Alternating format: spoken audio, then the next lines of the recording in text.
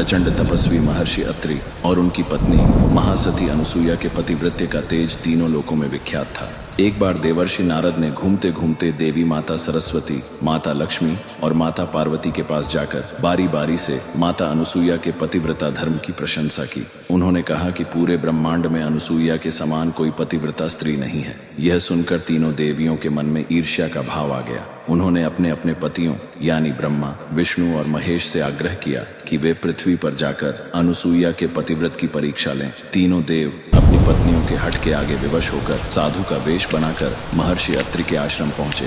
उस समय महर्षि अत्रि आश्रम में नहीं थे। तीनों साधुओं ने भिक्षा के लिए पुकारा। माता अनुसुईया उनका सत्कार करने के लिए बाहर आईं। उन्होंने साधुओं को आसन दिया और उनके लिए भोजन की व्यवस्था की। उन्होंने भोजन के लिए एक विचित्र शर्त रखी, आप हमें निर्वस्त्र होकर भोजन कराएं। यह सुन माता अनुसुईया आश्चर्य हो गई। माता अनुसुईया ने अपनी दिव्य दृष्टि से सब जान लिया कि यह त्रिदेव है और मेरी परीक्षा लेने आए हैं। उन्होंने पति चरणों का जल हाथ में लेकर संकल्प किया और तीनों देवों पर छिड़क दिया। पलक झपकते ही ब्रह्मांड के संचालक त्रिदेव छोटे छोटे शिशु बन गए। तब एक वात्सल्यमयी मां के रूप में अनुसुईया ने उनकी शर्त और मातृत्व दोनों का सम्मान रखा। बहुत समय तक त्रिदेवों का वापस न आने पर त्रिदेवी चिंता में पड़ गई। जब उन्हें सारी स्थिति का ज्ञात हुआ तो तीनों देवियां क्षमा मांगने आईं, तो अनुसुईया ने उन्हें उनका मूल स्वरूप लौटा दिया। तीनों देव माता अनुसुईया के पातिव्रत्य से इतने प्रसन्न हुए कि उन्होंने वरदान मांगने को कहा। माता अनुसुईया ने कहा, हे प्रभु, आप तीनों मेरे गर्भ से पुत्र रूप में जन्म लें, यही मेरी इच्छा है। त्रिदेव ने तथास्तु कहा और अंतर्ध्यान हो गए। समय आने पर उन्हीं त्रिदेव के अंश से माता अनुसुईया के गर्भ से 3 पुत्रों ने जन्म लिया।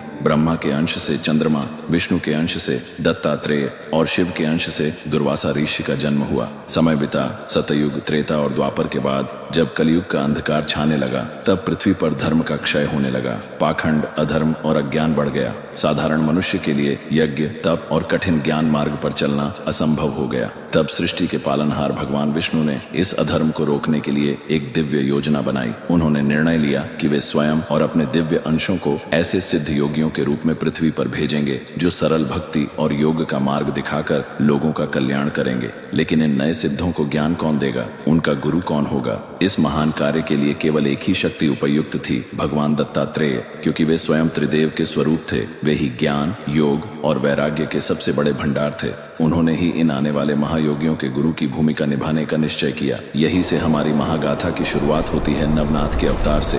जिस पवित्र ग्रंथ श्री नवनाथ भक्तिसार से हम यह कथा सुना रहे हैं, उसकी रचना आज से लगभग 200 वर्ष पूर्व कवि मालू नरहरि ने की थी। उन्हें मालू नरहरि सुत अर्थात नरहरि के पुत्र मालू के नाम से भी जाना जाता है। उन्होंने ही नवनाथों की बिखरी हुई लीलाओं को एकत्र करके इस अद्भुत भक्ति ग्रंथ का निर्माण किया, जो आज भी नवनाथ संप्रदाय का सबसे प्रामाणिक स्रोत माना जाता है।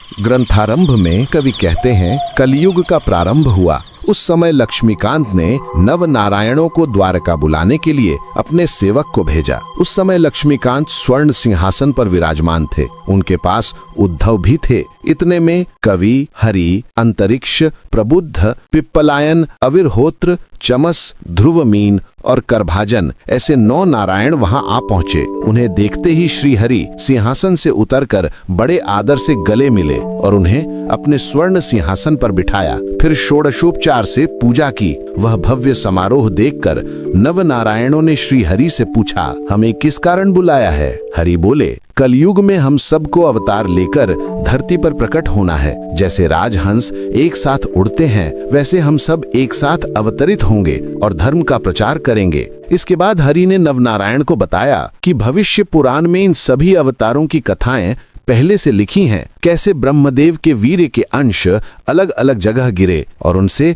अद्भुत दिव्य ऋषियों, मनुष्यों के जन्म हुए। इन्हीं में से एक अद्भुत कथा थी मच्छिंद्रनाथ का जन्म। यमुना नदी में एक मछली ने ब्रह्मवीर्य निगल लिया। उसके गर्भ में कवि नारायण ने प्रवेश किया। भगवान शिव और माता पार्वती कैलाश पर थे। माता पार्वती ने शिव से कहा, आप जो मंत्र जपते हैं उसका उपदेश मुझे भी दीजिए। शिवजी ने कहा, मैं दूंगा, पर इसके लिए एकांत स्थान चाहिए। दोनों यमुना किनारे गए। वहां उन्होंने देवी पार्वती को उपदेश दिया, लेकिन वही मछली जिसने ब्रह्मवीर्य निगला था पास में थी। वही मंत्र मछली के गर्भ में पल रहे बालक ने सुन लिया और ब्रह्म ज्ञान प्राप्त कर लिया। शंकर जी ने यह जानकर कहा, तुम्हें मेरा उपदेश सुनने से महान लाभ हुआ। आगे चलकर दत्तात्रेय से और शिक्षा पाओगे। कुछ समय बाद मछली ने किनारे अंडा दे दिया और चली गई। एक पक्षी ने अंडा फोड़ा तो उसमें से एक तेजस्वी बालक निकला, वही मछिंद्रनाथ। उस समय पास से एक कोली अर्थात मछुआरा निकला। उसने आकाशवाणी सुनी, यह कवि नारायण का अवतार है, इसका नाम मछिंद्रनाथ रखो और इसे सुरक्षित पालो। कोली ने बालक को अपनी पत्नी को दिया। उनका कोई संतान नहीं था, इसलिए दोनों ने बड़े प्रेम से पाला। 5 वर्ष बाद एक दिन पिता उसे यमुना किनारे मछली पकड़ने ले गए। पिता को जाल में मछलियां पकड़ते देख बालक के मन में विचार आया, ये तो मेरे ही कुल का नाश कर रहे हैं, और वह एक एक मछली पानी में छोड़ने लगे। यह देखकर पिता क्रोधित हो गए और डांट कर बोले, अगर ऐसे करोगे तो खाने को क्या मिलेगा, भीख मांगनी पड़ेगी। फिर वे पानी में उतर गए। अवसर पाकर मछिंद्रनाथ वहां से निकल पड़े। वे घूमते घूमते बद्रिकाश्रम पहुंचे और 12 वर्षों तक कठोर तपस्या की। उनका शरीर हड्डियों का ढांचा बन गया। उसी समय भगवान दत्तात्रेय और शंकर जी की मुलाकात हुई और दोनों बद्री वन की शोभा देखने निकले। शंकर जी और श्री दत्तात्रेय वन में भ्रमण करते हुए वन की शोभा देखते देखते भागीरथी नदी के तट पर पहुंचे। वहां उनकी दृष्टि मछिंद्रनाथ पर पड़ी। उनकी स्थिति देखकर इस कलयुग में दृढ़ निश्चय से कठोर तप कर रहे इस साधक के बारे में उन्हें आश्चर्य हुआ। तब शंकर जी ने दत्तात्रेय से कहा कि आप जाकर मछिंद्रनाथ से पूछो। भगवान दत्तात्रेय उनके पास गए और पूछने लगे, तुम किस उद्देश्य से यहाँ तप कर रहे हो? तब मछिंद्रनाथ ने आंखें खोली, दत्तात्रेय को देखा, प्रणाम किया और कहा, महाराज, मुझे यहाँ तप करते हुए 12 वर्ष हो गए हैं, पर आज तक इस वन में किसी मनुष्य को नहीं देखा। आप अचानक प्रकट होकर मुझसे प्रश्न कर रहे हैं, तो पहले मुझे यह बताइए कि आप कौन हैं, और जब आपका दर्शन हुआ है तो कृपा कर मेरी मनोकामना भी पूरी कीजिए। दत्तात्रेय बोले, मैं ऋषि यात्री का पुत्र हूँ, मेरा नाम दत्तात्रेय है, अब तुम अपनी इच्छा बताओ। यह सुनकर मछिंद्रनाथ ने कहा, आज मेरी तपस्या सफल हुई, अब तक किए कर्म का फल मिल गया। आप तो साक्षात ब्रह्मा, विष्णु और महेश का संयुक्त रूप हैं। ऐसे प्रभु को मैं कैसे भूल सकता हूँ? अब मेरे अपराध क्षमा कर मुझे स्वीकार कीजिए। यह कहकर वे बार बार उनके चरणों पर गिरने लगे और आंसुओं से उनके पांव धो डाले। तब दत्तात्रेय ने कहा, चिंता मत करो, तुम्हारी मनोकामनाएं पूरी होंगी। उन्होंने मछिंद्रनाथ के सिर पर हाथ रखा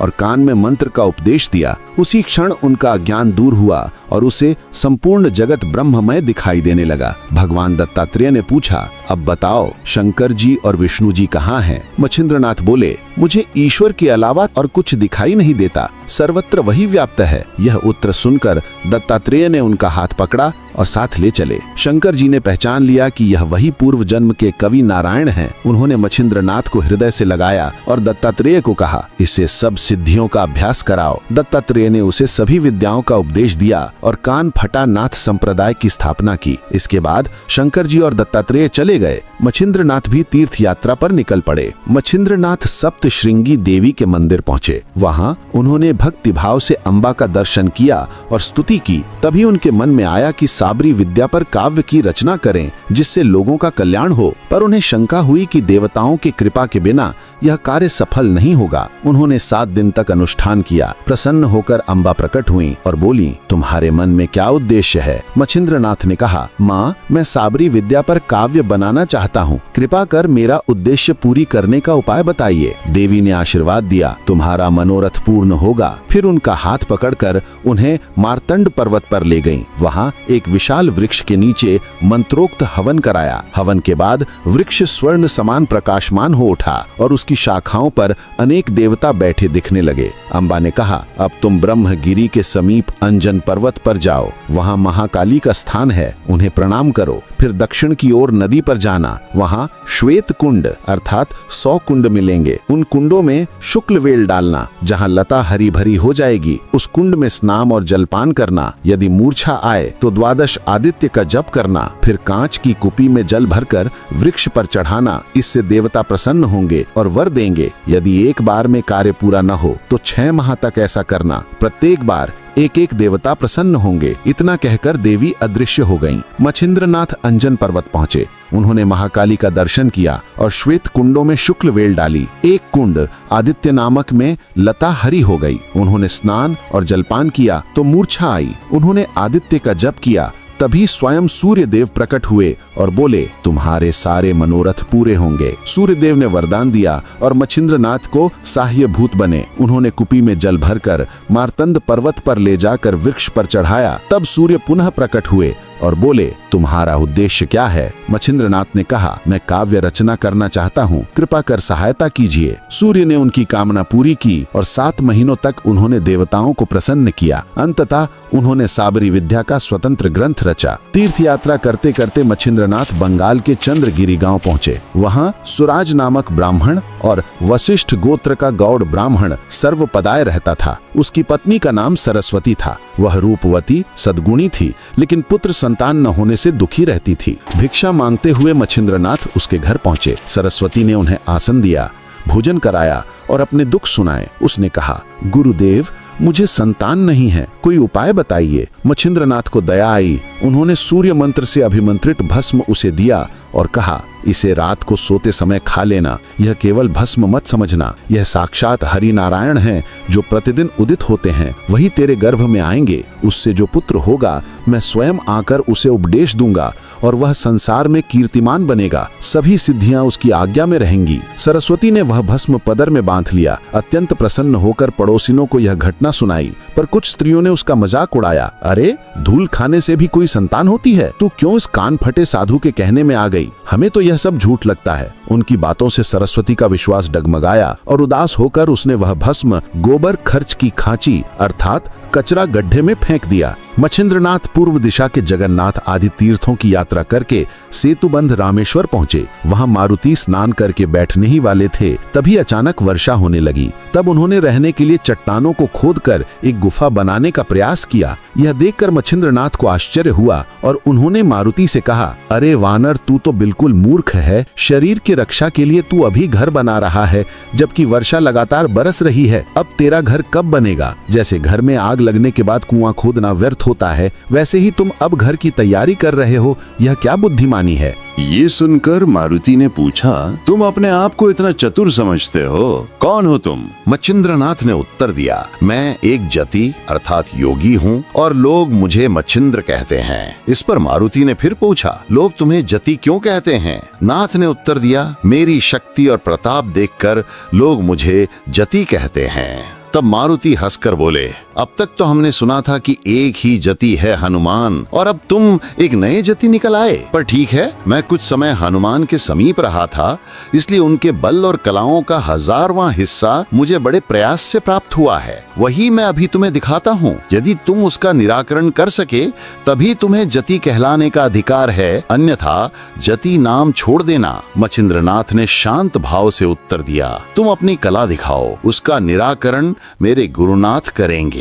ये सुनकर मारुति क्रोधित हो गए। वे तुरंत उड़कर गए और 7 विशाल पर्वत उठाकर नाथ पर डाल दिए। नाथ ने स्थिर स्थिर मंत्र से उन्हें आकाश में ही रोक दिया। फिर मारुति सैकड़ों पर्वत उठाकर फेंकते गए, परंतु नाथ ने उसी मंत्र शक्ति से सबको वहीं जड़ कर दिया। ये देखकर मारुति प्रलयाग्नि के समान भड़क उठे और एक विशाल पर्वत सिर पर उठाकर फेंकने लगे। तभी मच्छिंद्रनाथ ने समुद्र का जल लेकर वायु आकर्षण मंत्र पढ़ा और मारुति पर छिड़क दिया। तत्काल मारुति वहीं स्थिर हो गए। हाथ में उठाया पर्वत भी उनके सिर पर ज्यों का त्यों अटक गया। ये देखकर वायुदेव ने अपने पुत्र को पोट में लिया और मच्छिंद्रनाथ से प्रार्थना की, नाथ, कृपा करके मेरे पुत्र को मुक्त कर दो। नाथ ने उदक मंत्र पढ़कर पुनः जल छिड़का, जिससे पर्वत अपने स्थान पर चला गया और मारुति भी पूर्ववत हो गए। तब मारुति ने नाथ को गले लगाकर धन्य धन्य कहा। वायुदेव ने भी कहा, बेटा मारुति, इस सिद्ध के सामने हमारी शक्ति कुछ नहीं चल सकती,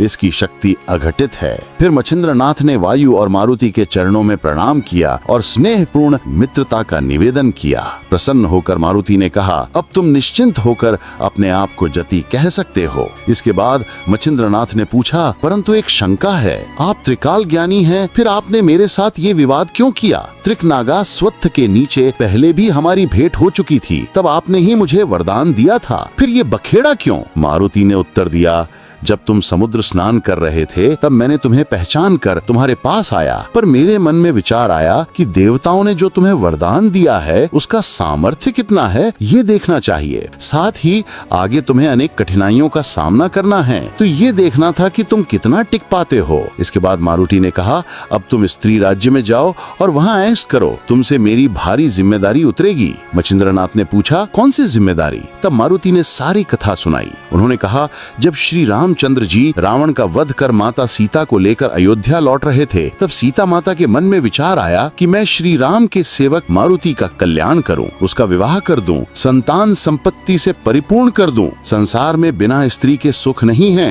परंतु वो ब्रह्मचारी है, इसलिए मानेंगे या नहीं इस संशय में वे मुझे बुलाकर बोली, मारुति मैं तुमसे एक वचन चाहती हूँ। मैंने वचन दे दिया। तब उन्होंने कहा, तुम्हें गृहस्थाश्रम ग्रहण कर विवाह करना होगा। ये सुनकर मैं उदास हो गया। तब उन्होंने कहा, स्त्री राज्य की सारी स्त्रियां तुम्हारी होंगी, वैसे भी तुम और हम सब 99 बार जन्म लेते आए हैं, तुम 99 मारुति हो। रावण को मारकर अब तुम्हें स्त्री राज्य में जाना ही होगा। फिर मैं स्त्री राज्य गया, वहाँ मैनाकिनी नाम की रानी राज्य करती थी। उसने मुझे पाने के लिए 12 वर्ष तक अपने शरीर का मांस अग्निकुंड में आहुति देकर तप किया। मैं प्रसन्न हुआ तो उसने कहा, मारुति यहाँ तेरे नाम से ही स्त्रियां गर्भवती हो जाती हैं, पर मेरी इच्छा है कि मैं तुझसे प्रत्यक्ष मिलन करूं। मैंने कहा, मैं ब्रह्मचारी हूँ, ये मुझसे नहीं होगा, परंतु एक दिन मच्छिंद्रनाथ यहाँ आएंगे, वे कवि नारायण के अवतार हैं, वे ही तेरा मनोरथ पूरा करेंगे। इस प्रकार मैंने उसका संतोष किया और आज वही समय आ पहुँचा है। ये सुनकर मच्छिंद्रनाथ बोले, मैं भी ऊर्ध्वरेता ब्रह्मचारी हूँ, ये कार्य मुझसे नहीं होगा, इससे अपकीर्ति होगी। तब मारुति ने समझाया, ये अनादि काल से चला आ रहा क्रम है, जैसे 99 मारुति हुए वैसे ही 99 मच्छिंद्रनाथ होंगे। तुम्हारे पुत्र मिननाथ होंगे, जिनकी कीर्ति सूर्य समान होगी। अंततः मारुति के समझाने पर मच्छिंद्रनाथ स्त्री राज्य जाने को तैयार हो गए। दोनों ने एक दूसरे को प्रणाम किया और अपने मार्ग पर चल पड़े। रामेश्वर पर मारुति से मित्रता करने के बाद मच्छिंद्रनाथ हिंगलाज देवी के दर्शन के लिए निकले। वो कोई साधारण देवी नहीं, ज्वालामुखी जैसी तेजस्वी आदि शक्ति थी। जब मच्छिंद्रनाथ देवी के दरवाजे पर पहुँचे तो वहाँ 8 भयंकर भैरव पहरेदारी कर रहे थे। उन्होंने मच्छिंद्रनाथ को पहचान लिया और सोचा, नाथ ने पहले मंत्र जाप से देवताओं को प्रसन्न कर वरदान लिए हैं, अब देखना चाहिए कि उनका बल कितना है। इसलिए वे भैरव साधु का रूप धारण कर द्वार पर खड़े हो गए और पूछने लगे, तुम कहाँ जा रहे हो? नाथ ने उत्तर दिया, मैं देवी के दर्शन करने भीतर जा रहा हूँ, और तुम सन्यासी होकर यहाँ क्यों खड़े हो? क्या तुम्हें भी जाना है? वे बोले, हम यहाँ के द्वारपाल हैं, जो भी देवी के दर्शन करने आता है हम पहले उसके पाप पुण्य की जाँच करते हैं। जो सच्चे मन से दर्शन चाहता है और पुण्यवान है उसे ही प्रवेश मिलता है। अगर किसी ने पाप छिपाए हो तो प्रवेश के समय द्वार सकरा हो जाता है और वो वहीं अटक जाता है, तब हम उसे पकड़कर दंड देते हैं। इसलिए तुम्हें भी अपने कर्म बताने होंगे, तभी आगे जा सकते हो। ये सुनकर मच्छिंद्रनाथ बोले, मैं पाप पुण्य नहीं जानता, आज तक जो भी काम मैंने किए हैं सब भगवान की इच्छा से किए हैं, मैं पाप पुण्य से परे हूँ। उनकी बात सुनकर भैरव हैरान हुए और बोले, अगर तुमने अपने दोष छिपाए तो यहाँ कामयाब नहीं हो पाओगे, मार खाकर लौटना पड़ेगा। लंबी बातचीत के बाद मच्छिंद्रनाथ बोले, मैं प्राणियों को मार्ग दिखाने के लिए पैदा हुआ हूँ, मेरे सामने तुम्हारा बल तिनके जैसा है। ये सुनते ही भैरव क्रोधित हो गए और त्रिशूल, तलवार, गदा, भाला, फरसा जैसे अस्त्र शस्त्र उठाकर युद्ध के लिए तैयार हो गए। मच्छिंद्रनाथ ने जय जय श्री दत्त गुरु कहते हुए भस्म उठाया और प्रार्थना की, हे वरुण देव और सभी देवताओं, मेरे काम में सहयोग करें। उन्होंने भस्म चारों ओर फेंकी और अपने शरीर को वज्र जैसा कठोर बना लिया। फिर भैरवों को ललकारते हुए कहा, अब समय न गंवाओ, युद्ध करो। भैरवों ने क्रोध से अस्त्र चलाए, लेकिन मच्छिंद्रनाथ पर उनका कोई असर नहीं हुआ, वे उन्हें तिनके जैसे लगे। फिर भी तीनों लोग कांप उठे। देवी अम्बा ने ये शोर सुना और अपनी दासियों को देखने भेजा। दासियों ने भयंकर युद्ध देखा और मदद के लिए अन्य दासियां भी आ गईं। उन्होंने अस्त्र शस्त्र चलाए, पर नाथ ने सब विफल कर दिया। उन्होंने मोहिनी अस्त्र चलाकर दासियों को भ्रमित कर दिया और माया से हजारों पुरुष उनके सामने खड़े कर दिए। जब दासियां होश में आईं तो भ्रम से उन्होंने अपने आप को वस्त्रहीन देखा और अपने सामने हजारों पुरुष देखकर लज्जित हुईं और भाग खड़ी हुईं। भागते भागते उन्होंने देखा कि भैरव प्राणहीन पड़े हैं। डर कर वे देवी अम्बा के पास पहुंची और बोली, माँ, एक जोगी आया है जिसने हमारी हालत खराब कर दी और भैरव का भी प्राण संकट में डाल दिया। उनकी घबराहट देखकर देखकर अम्बा को आश्चर्य हुआ। जब उन्होंने ध्यान से देखा तो जाना कि ये कोई और नहीं बल्कि कवि नारायण का अवतार मछिंद्रनाथ हैं। अम्बा ने दासियों को भ्रम से मुक्त किया और स्वयं मछिंद्रनाथ के पास गईं। उन्होंने प्रेम से उन्हें हृदय से लगाया। नाथ ने माता के चरण छुए। देवी ने उन्हें पास में बिठाकर उनके पराक्रम की प्रशंसा की। फिर देवी ने कहा, अब पर्वत को आकाश में उठाकर पुनः नीचे रखो। नाथ ने वायु अस्त्र चलाया, भस्म पर्वत पर डाली और पर्वत आकाश में उड़ने लगा। देवी ने प्रशंसा की और उतारने को कहा। नाथ ने पर्वत को वापस वहीं रख दिया। ये देखकर देवी प्रसन्न हुई और नाथ को अपने स्थान पर ले गईं। वे 3 रात वहीं रहे। जाते समय देवी ने उन्हें 2 दिव्य अस्त्र, सप्रास्त्र और भिन्नास्त्र प्रसाद स्वरूप दिए। उन्हें लेकर मछिंद्रनाथ ने देवी को प्रणाम किया और आगे की यात्रा पर निकल पड़े। मछिंद्रनाथ ने हिंगलाज देवी का दर्शन किया और वहां से निकलकर 12 मल्हार नामक जंगल में पहुंचे। वहां एक गांव में रुककर रात को मंदिर में आराम से सोए। आधी रात के समय अचानक बहुत बड़ा शोर सुनाई दिया और असंख्य दीपक दिवट्या चमकते दिखे। ये देखकर मछिंद्रनाथ के मन में विचार आया, यहाँ जरूर भूत प्रेतों की टोली है। उन्होंने सोचा कि कुछ चमत्कार दिखाकर इन्हें अपने अनुकूल कर लेना चाहिए। फौरन उन्होंने स्पर्शास्त्र का प्रयोग किया। उसकी अद्भुत शक्ति से सारी भूत प्रेतों की टोली एक ही जगह जमकर ठिठक गई। कोई हिल भी नहीं सका, जैसे पेड़ से चिपक गए हों। असल में ये भूत रोज की तरह वेताल से मिलने जा रहे थे, लेकिन बीच में ये घटना घट जाने से वे उस दिन वेताल के पास न पहुंच सके। वेताल ने देखा कि आज भूत क्यों नहीं आए, तो उसने कुछ और भूतों को भेजा। जब वे 5-7 भूत खोजते खोजते वहां पहुंचे तो उन्होंने देखा कि सब भूत जकड़े हुए हैं। पूछताछ करने पर पता चला कि कोई सिद्ध पुरुष आया है और उसी की शक्ति से ये हाल हुआ है। तभी मछिंद्रनाथ उन्हें दिखाई दिए। उन्हें देखकर वे समझ गए कि यही सबके बंद जाने का कारण है। तब वे भूत विनती करने लगे, स्वामी, ये सारे भूत बन गए हैं, इन्हें मुक्त कर दीजिए ताकि ये अपने काम पर जा सकें। मछिंद्रनाथ ने कहा, जब ये सब बंद गए तब तुम लोग कैसे छूटे रह गए? उन्होंने उत्तर दिया, हम तो वेताल ने विशेष रूप से इन्हें खोजने के लिए भेजा है। तब मछिंद्रनाथ ने कहा, मैं इन्हें कदापि नहीं छोड़ूंगा। ये संदेश जाकर अपने स्वामी वेताल से कह दो, तभी पता चलेगा कि उसका बल कितना है। भूत जाकर वेताल के पास सब कुछ कह सुनाए कि एक योगी आया है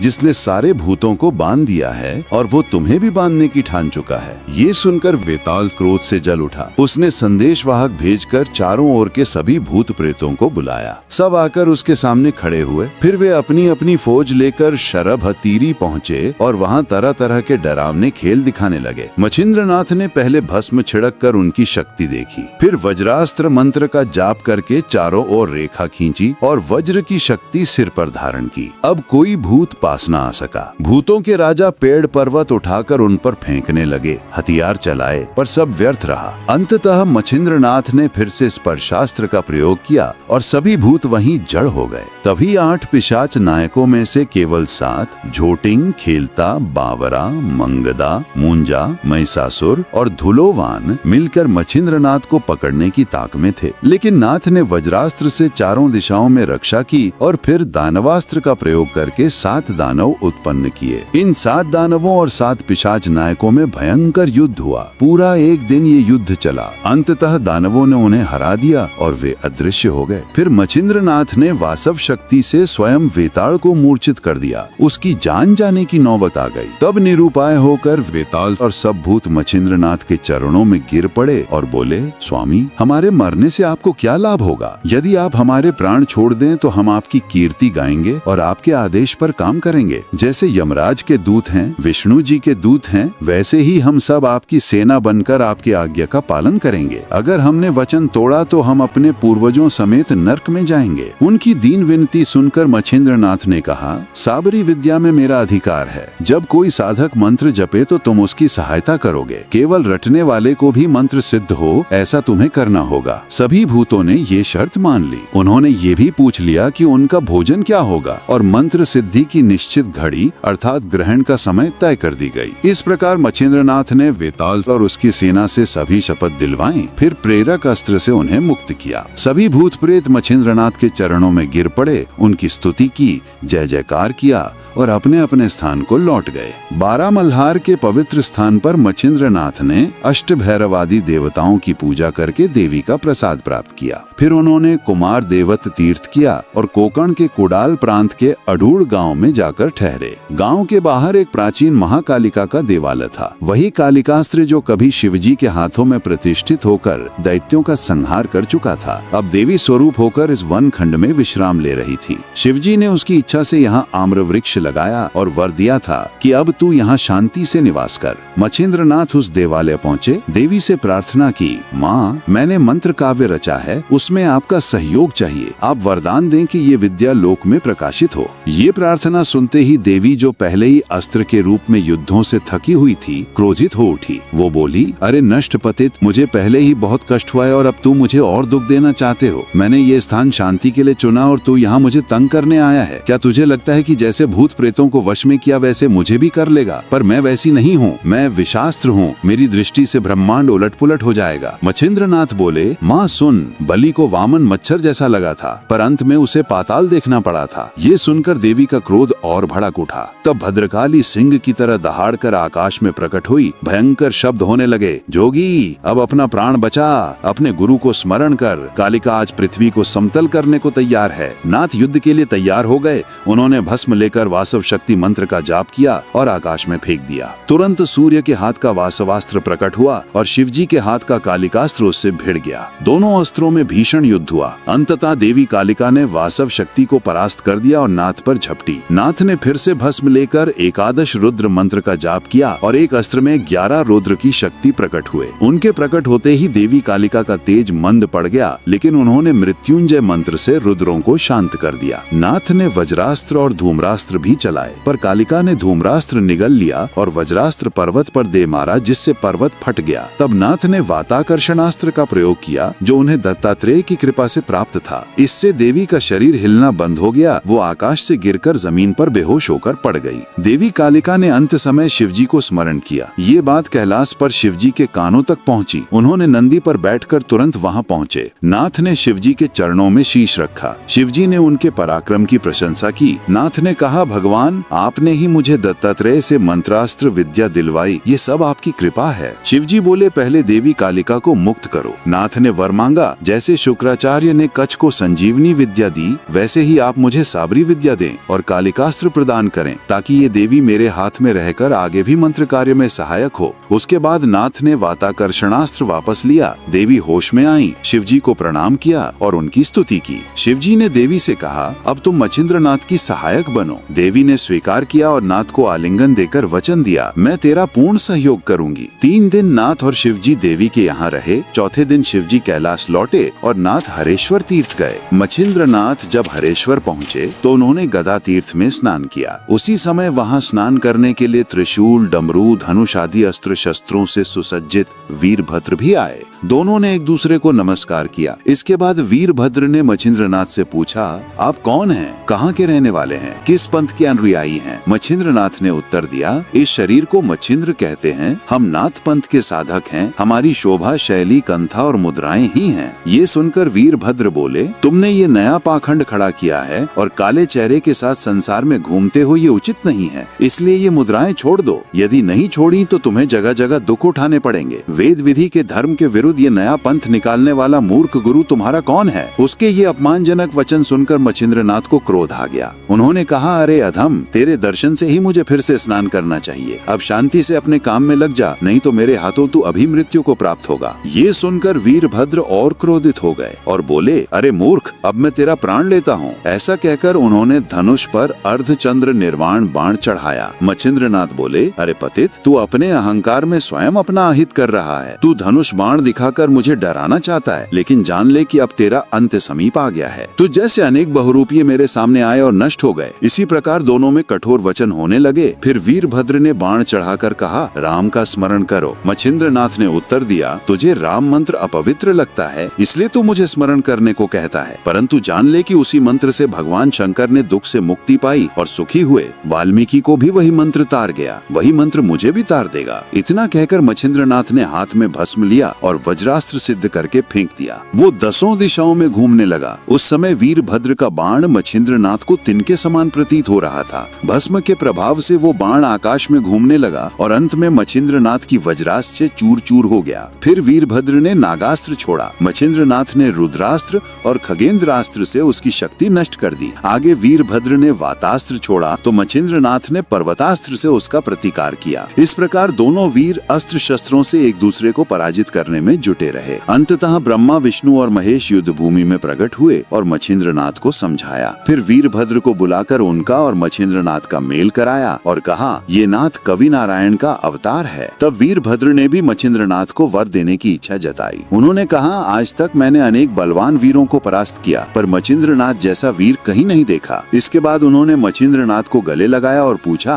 आपकी क्या इच्छा है? मच्छिंद्रनाथ ने कहा, मैंने साबरी विद्या साधना की है, इसलिए इसमें आपका सहयोग चाहिए। वीरभद्र ने वचन दिया, मंत्र के अनुसार सब कार्यों में मैं तुम्हारा सहयोग करूंगा। देवताओं ने भी सहायता का आश्वासन दिया। मच्छिंद्रनाथ ने सभी देवताओं को नमस्कार किया। विष्णु जी ने उन्हें अपने पास बिठाया और कहा, तुम्हारी विद्या में मेरा पूरा सहयोग रहेगा। स्मरण करते ही मैं प्रकट हो जाऊंगा और संकट दूर करूंगा। ऐसा कहकर उन्होंने चक्रास्त्र प्रदान किया। शंकर जी ने त्रिशूलास्त्र, ब्रह्मा ने शापादप्यास्त्र और इंद्र ने वज्रास्त्र दिया। इसके बाद देवगण अपने अपने विमान से स्वस्थान को लौटने लगे। तब मच्छिंद्रनाथ ने प्रार्थना की, मुझे मणिकर्णिका स्नान करना है। ये सुनकर सभी देवताओं ने सहमति दी। विष्णु जी ने उन्हें विमान में बैठाकर वैकुंठ ले गए और अपने आसन पर बिठाया। मच्छिंद्रनाथ भोजन, विश्राम, उठना बैठना सब विष्णु जी के साथ करने लगे। वैकुंठ में रहते हुए वे प्रतिदिन मणिकर्णिका स्नान करते थे। एक बार उनके मन में इच्छा हुई कि पूर्व जन्म में मेरु पर्वत पर ली हुई समाधि देखें। विष्णु जी ने उन्हें वहां ले गए और वासुदेव तथा नवनारायण की समाधियां दिखाई। मच्छिंद्रनाथ वैकुंठ में 1 वर्ष रहे। फिर शंकर जी उन्हें कैलाश ले गए, जहां वे 1 वर्ष तक रहे। फिर इंद्र उन्हें अमरावती ले गए, वहां 3 महीने रहे। फिर ब्रह्मा के कहने पर नारद उन्हें सत्यलोक ले गए, वहां 6 महीने रहे। बाद में सभी देवताओं ने आग्रह पूर्वक अपने अपने स्थान पर उन्हें ठहराया। इस प्रकार वे 7 वर्ष तक स्वर्ग में रहे। अंत में सभी देवताओं ने विमान में बैठाकर उन्हें सम्मान सहित मृत्युलोक में पहुंचा दिया। फिर मच्छिंद्रनाथ तीर्थ यात्रा पर निकल पड़े। यात्रा करते करते वे केकड़ा देश के वज्रवन पहुंचे, जहां वज्र भगवती का स्थान है। वहां उन्होंने 360 गर्म जल के कुंड देखे और आश्चर्यचकित हुए। उन्होंने पुजारियों से पूछा तो उन्होंने बताया, पूर्व काल में यहाँ वशिष्ठ मुनि ने यज्ञ किया था। देवता नीचे आए और स्नान के लिए गर्म जल के कुंड बनाए और अपने नाम उन कुंडों को दिए। वे देवता 12 वर्ष और 12 दिन यहाँ रहे। ये सुनकर मच्छिंद्रनाथ ने भी त्रिशूल से नए कुंड बनवाए और वरुण मंत्र से जल प्रकट किया। अग्नि मंत्र से जल को गर्म किया। उसी गर्म जल से स्नान कर देवी वज्रा देवी को स्नान कराया। देवी प्रसन्न हुई और दर्शन दिया और उन्हें 1 माह तक अपने पास रखकर कहा, मुझे वज्राबाई क्यों कहते हैं ये सुनो। वशिष्ठ के यज्ञ में इंद्र आए थे, पर ऋषियों ने उनका सम्मान नहीं किया। इससे क्रोधित होकर इंद्र ने वज्र चलाया। ये देखकर श्री रामचंद्र जी ने शक्ति मंत्र से एक दर्भ का बाण चलाया, जिसमें मैं प्रकट हुई और वज्र को निगल लिया। इससे यज्ञ में विघ्न नहीं पड़ा। बाद में श्री राम ने इंद्र को वज्र लौटा दिया। तभी देवताओं और ऋषियों ने मुझे वज्राबाई नाम दिया और श्री राम ने यहाँ मेरी स्थापना की। देवी ने आगे कहा, श्री राम जी ने मुझे ठंडे जल से स्नान कराया था, पर तुमने गर्म जल से स्नान कराया और इसे अक्षय बना दिया। मच्छिंद्रनाथ माता जी के पास 1 माह तक रहे। फिर देवी को प्रणाम कर आगे यात्रा को चल पड़े।